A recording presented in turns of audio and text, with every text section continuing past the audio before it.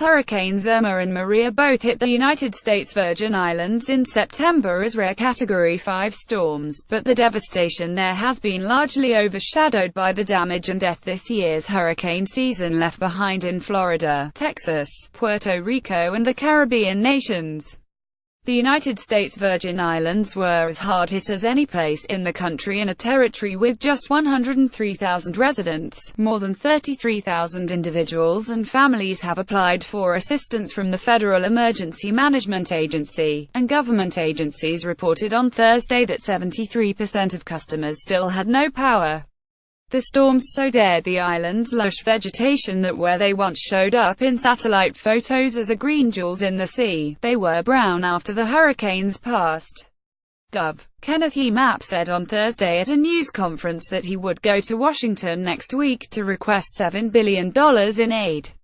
After taking a group of senators on a tour of the destruction, he said in a statement earlier this week, "It is so critical that Congress sees firsthand the challenges we face in rebuilding our infrastructure." More than 2 months after the disaster began, many residents are still grappling with daily survival. Serious rebuilding remains. To see how different corners of the islands are faring, we checked back on some spots that we visited and photographed not long after the storms.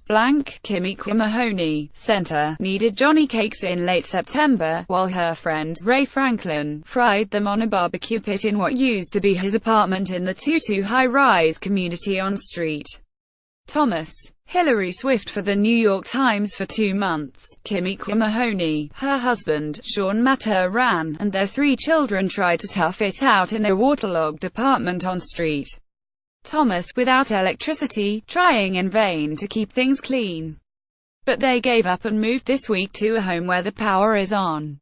Ms. Mahoney, 25, was 8 months pregnant when Irma ripped away their doors and windows, allowing the blast of rain into their old apartment. It was as if someone aimed a fire hose at everything inside, and left it running for hours, she said. 2 weeks later, Maria turned the hose on again. They have replaced a boarded over the openings, but the walls inside are still wet to the touch, she said. The bathroom roof is falling apart.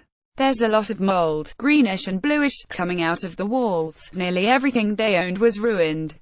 An outer wall of their apartment, in a building in the Tutu high-rise community, shifted in one of the storms, so the rooms flood anew with each rainfall. Their only way to cook was on a campfire, and with no refrigeration, they had to be careful to buy only as much food as they could prepare and eat each day. Across the islands, mosquitoes and flies proliferate in the standing water and rotting garbage, and like many people, Ms. Mahoney, unable to close her home to the elements, worries about a disease outbreak.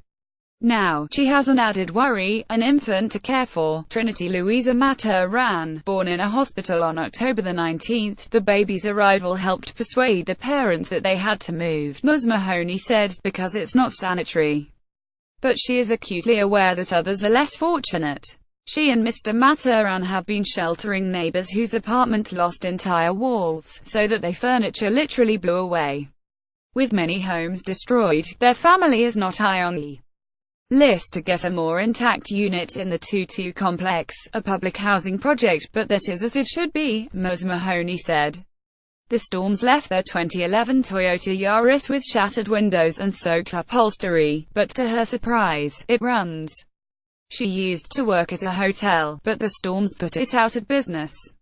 After a few weeks, roads were cleared and some cell service returned, so her husband, a painter, was able to reach his boss and return to work on repair projects. It feels like we're actually making a bit of progress, she said. But it's still such a long way to go. The storms damaged buildings, pictured here in early October, in the historic district of Frederiksted, on St. Croix. Sabone, a restaurant also located in the district, is nearby. Dennis M. Rivera Picado for The New York Times. The storms hit Sabone, a restaurant in the historic district of Frederiksted, on St. Croix, so hard that the owners, Almitra and Gregory Richards, have not even been able to assess the damage. The landlord has workers in there making sure it's structurally, Ms. Richards said. Until then, we can't even get in to see if the equipment is okay and start serious cleanup. I think we can scrub down the furniture and salvage it, but we don't really know yet. Like thousands of other structures around the islands, the restaurant is topped by a blue top, covering a damaged roof. At least some buildings in the historic district still did not have electricity, their tenants said, but some businesses with generators and lighter damage have reopened. When Irma blew past, Sabone lost power and the food spoiled, so the staff threw it all away, cleaned, and stocked up with fresh supplies. Then it happened again with Maria. Ms. Richards, 38, said they have no idea when they might be able to reopen, but the restaurant is not their biggest concern.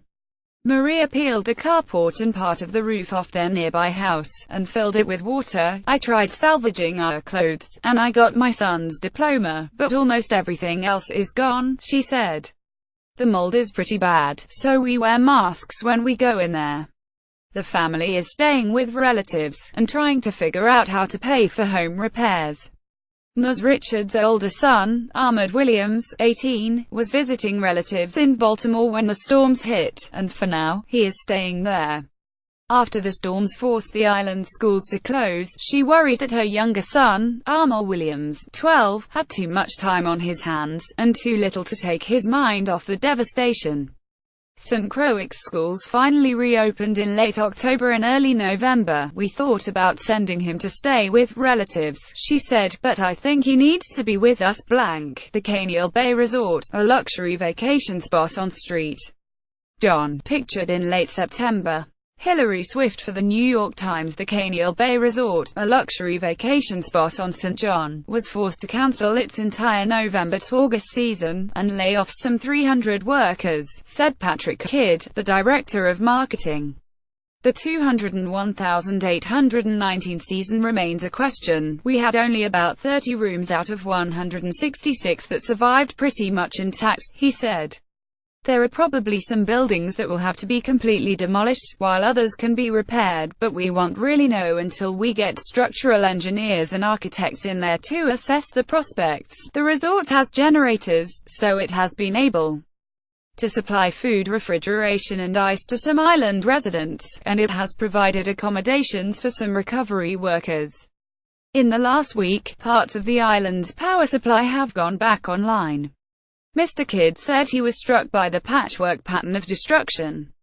Some buildings were completely destroyed, he said, and others just nearby were pretty much intact.